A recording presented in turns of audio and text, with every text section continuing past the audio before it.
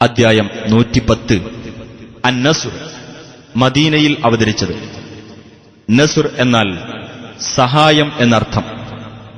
അല്ലാഹുവിന്റെ സഹായവും വിജയവും ലഭിച്ചാൽ ഏതുവിധത്തിൽ പ്രതികരിക്കണമെന്ന് ഈ അദ്ധ്യായത്തിൽ നിർദ്ദേശിച്ചിട്ടുള്ളതാണ് ഈ പേരിന് നിദാനം. ബിസ്മില്ലാഹിർ റഹ്മാനിർ റഹീം.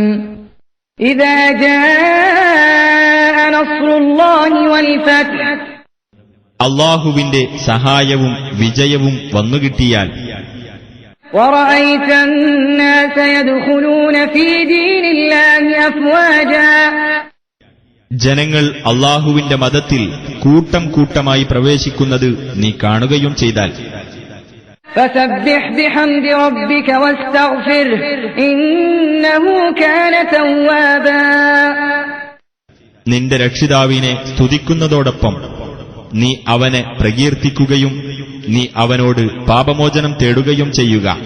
തീർച്ചയായും അവൻ പശ്ചാത്താപം സ്വീകരിക്കുന്നവനാകുന്നു.